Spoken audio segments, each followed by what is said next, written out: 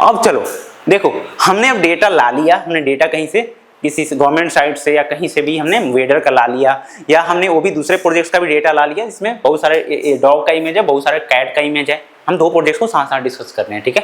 तो देखो अब हम पहले देखते हैं, हमने मान लो डॉग वाला कैट वाला इमेज को पहले हम डिस्कस करते हैं, ठीक है। तो मान लो हमने 500 डॉग का इमेज लिया, 500 कैट का इमेज लिया। अब देखो अब चेक करना पड़ेगा क्या सिर्फ डॉग कैट का इमेज है, कुछ और तो नहीं है उसमें, तो भी चेक करना पड़ेगा डेटा क्लीन है कि नहीं, ठीक नहीं। ऐसा तो नहीं कि बहुत सारा ब्लैंक इमेजेस है, ऐसा तो नहीं गलत नाम दिया डॉग के कैट बताया गया, वो कैट को डॉग तो गलत सीख लेगा। तो हमें ये सारी चीजें देखना होता है, जहां जब गलती होता है उसको ठीक करना होता है। उसी में क्या होता है, डेटा एक्सप्लोरेशन एंड हम क्लीन करते हैं डेटा को, क्योंकि अगर ये नहीं करेंगे तो क्या करेगा, वो गलत सलत चीजें सीख लेगा, फिर तुम्हें गलत आंसर देगा। जैसे तुम एक बालक को, छोटे बालक को तुम सिखा दोगे गलत गलत, तो डॉग को कैट बोलेगा, कैट को डॉग बोलेगा। इसलिए यहाँ पे क्या करना पड़ेगा, डेटा एक्सप्लोरेशन यानी डेटा को क्लीन करना बहुत इंपॉर्टेंट होता है, ठीक है।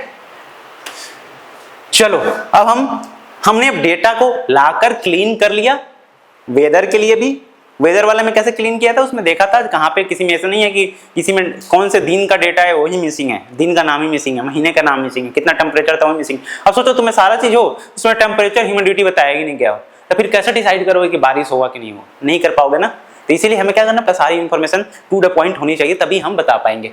अब सोचो तुम्हें मैं बोल दूं तुम मल्टीप्लाई करो 5 इंटू, अब किससे मल्टीप्लाई करने में बताऊं ही ना, तो क्या तुम क्वेश्चन बना पाओगे, प्रॉब्लम सॉल्व कर पाओगे, नहीं कर पाओगे। तो इसी तरह यहाँ पे क्या करना पड़ता है, सारा टू द पॉइंट तुम्हें बताना पड़ता है, ठीक है। अब देखो, अब तुमने जब इसको दे दिया, सिखा दिया, सॉरी तुमने डेटा लाया और उसको क्लीन कर लिया, अब क्या करना पड़ेगा, सिखाना पड़ेगा।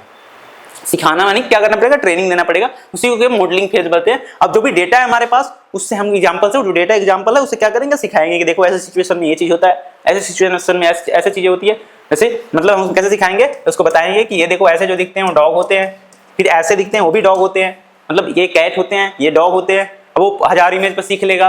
अब तुम नए इमेज दोगे, कुछ 10-20 बोलो, बताओ इसमें किसमें डॉग है किसमें कैट है, तो क्या करेगा वो, आगे चल के प्रेडिक्ट करके तुम्हें आंसर दे सकता है कि हाँ इसमें डॉग है इसमें कैट है। मे भी पूरा में पूरा सही दे सकता है, मे भी कुछ गलती भी दे सकता है, मे भी पूरा भी गलती दे सकता है अगर तुम गलत सब सिखाए होगे तो, ठीक है। उसी तरह टेम्परेचर वाले में कैसे होगा, टेम्परेचर्स वाले में मतलब पूरा पैटर्न सीखेगा, उसमें देखेगा कि हाँ डे 1 पे इस महीने में जब टेम्परेचर इतना था या ह्यूमिडिटी इतना था तो बारिश हुआ था कि नहीं। फिर उसी तरह सारों हजारों दिन का देखेगा और उसका पैटर्न को नोटिस करेगा। अब क्योंकि ये कंप्यूटर है, उतना सारा चीजें एक साथ सोच सकता है, हम नहीं सोच सकते, तो क्या करेगा और अच्छे से चीजें करके हमें प्रेडिक्ट करके बता सकता है, ठीक है।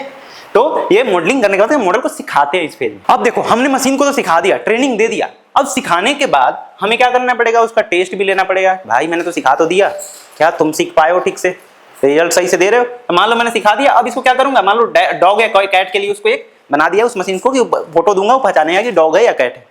अब जब उसको मैंने मान लो दिया है ना, उसको दिया 10 इमेजेस, अब उसको बोला कि 100 इमेजेस दिया कि बताओ इसमें से कौन कौन से में डॉग है कौन कौन से में से कैट है।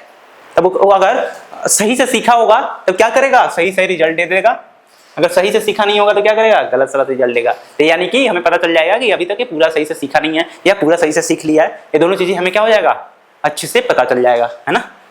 अब उसी तरह टेम्परेचर्स वाले में मान लो तुम गलत सलत सिखा दोगे तो क्या करेगा, जब ये उसका टेस्ट लोगे तो क्या बोलेगा, जिस दिन बारिश होने वाला होगा मैं भी उस दिन बोलेगा बारिश नहीं होगा, तुम बाहर निकलोगे बिना छाता लेके भीग जाओगे, है ना। तो उसको गलत सीखेगा तो फिर गलत जवाब देगा।